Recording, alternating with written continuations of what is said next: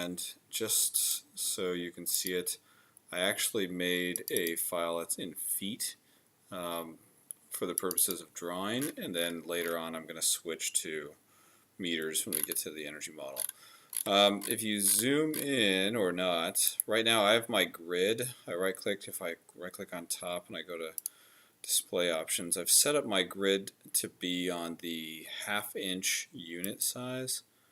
I believe if you go to grid, oh, it's not set to that. Let's make it that. 0.5. We'll snap to 0.52. There we go. That way we have some, hopefully, sane building. So the goal here is to sort of make a mass fairly quickly. So this is for like a concept design. I'm trying to figure out how can we replace SketchUp with Rhino. So I have this PDF that I was sent of a floor plate. I know a few dimensions, which is great. So what I'm going to actually do is just pull that PDF into Rhino. So if you import a PDF, it'll try and find the geometry and the rectangles. But what you can actually do is set a background bitmap, or actually, yeah, a bitmap. So I actually saved a version of my PDF as a JPEG. I'm going to set that and see what happens here. So I believe it is done. View, let's see if we can find our background. Hide, no, view, show. Oh, there it is. Okay, so you can see it's kind of grayscale. I'm going to hit distance and roughly measure and see if it matches my 132. It is 112.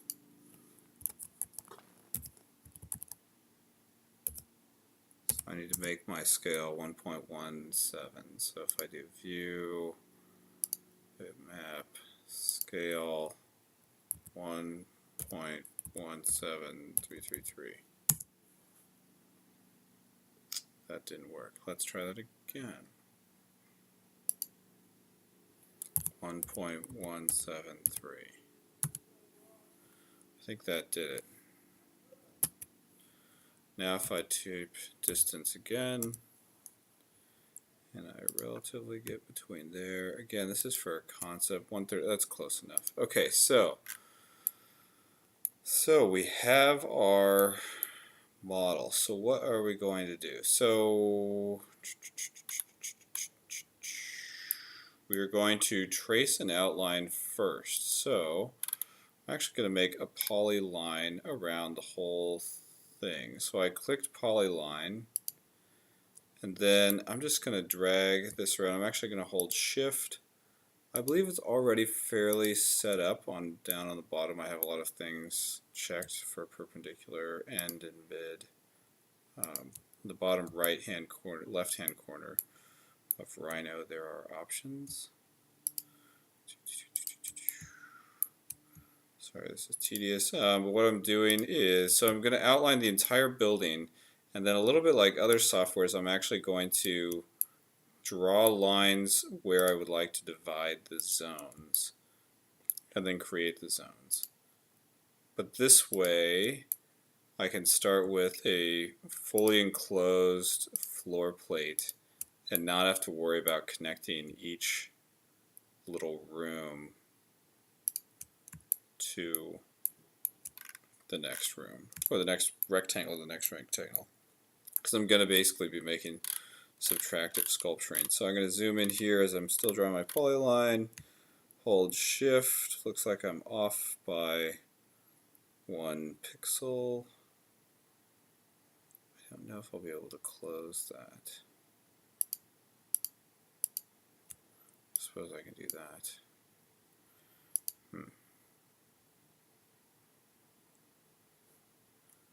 Just a moment. I actually redrew the things, I couldn't figure it out. But anyway, so I have my polygon now. If I actually zoom out, the background will disappear and we can kind of see my outline only.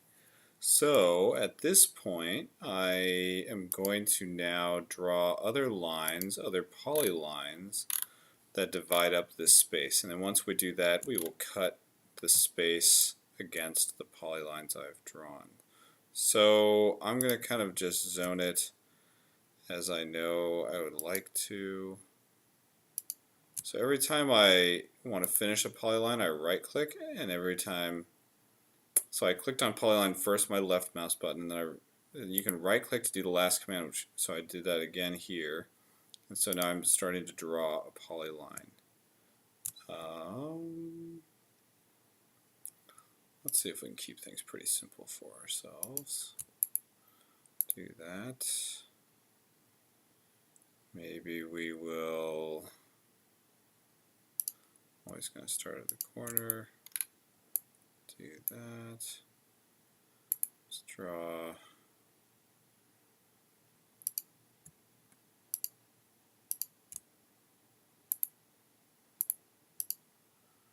So I'm click, click, I'm still drawing. I right click to finish that polyline, right click and hold to move the page, right click to start another polyline, left click to start and moving, left click to place another point, left click to close it, right click to finish that polyline, click and hold moving the page, right click again once to start a new polyline, left click to place one point, right click pan and shift to move the page, left to place the point, left to place the point, right to close the loop.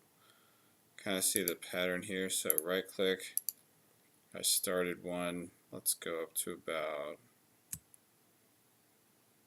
here.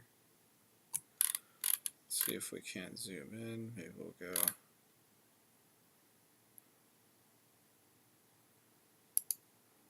another foot. That puts us right on the corner.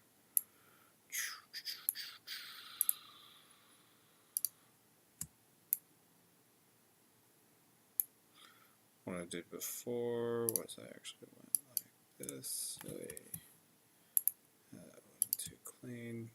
Let's start on the corner there.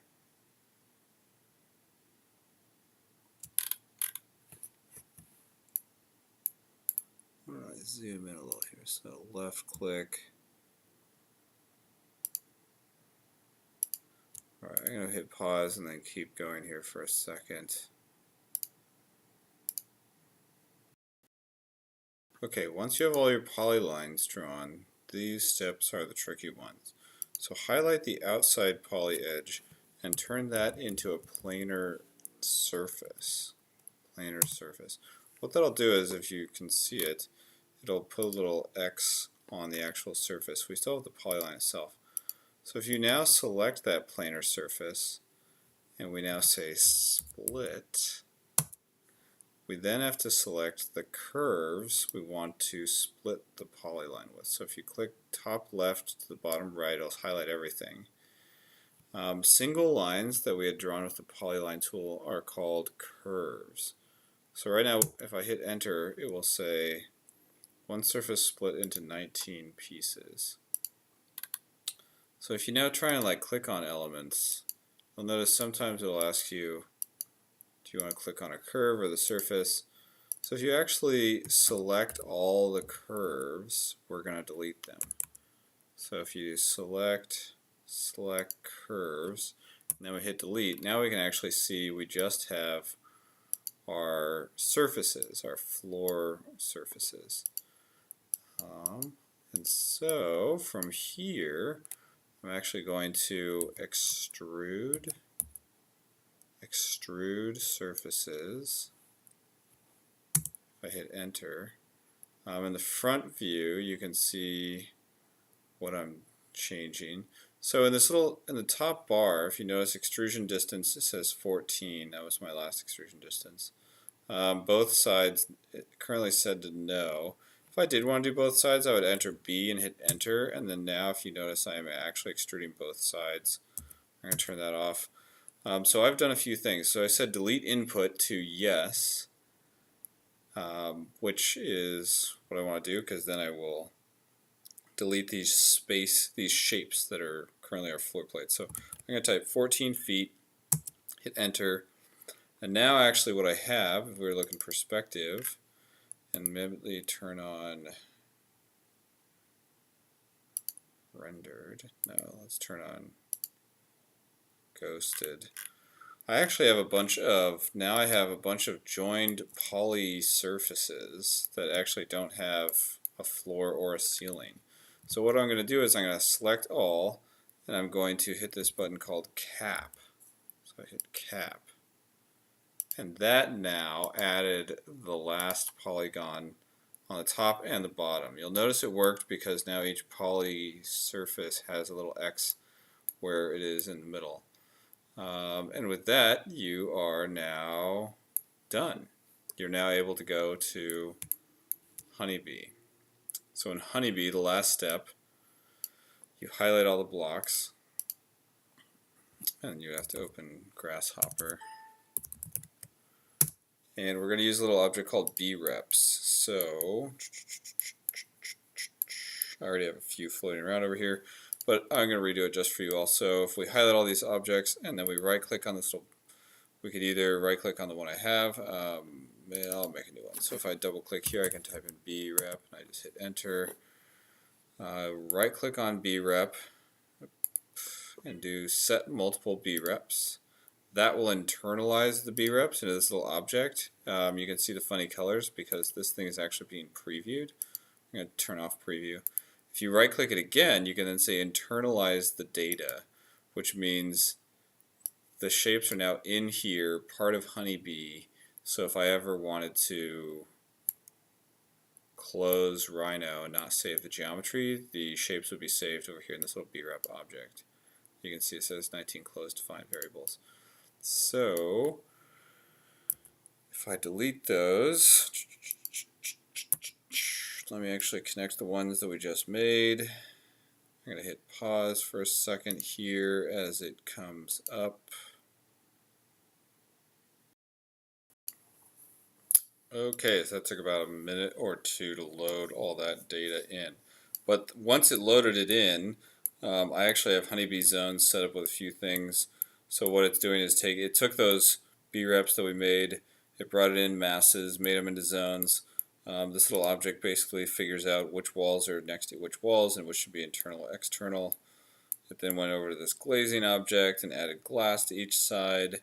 I turned on the name of each zone so we could see that, and I also turned on exterior walls, interior walls, and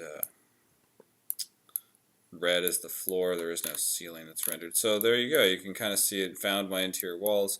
You can see the name of each zone. Nicely showed up there. You can rename these. That's probably the next thing I'm going to walk through just so people have a sense of how to do that. But yeah, happy modeling.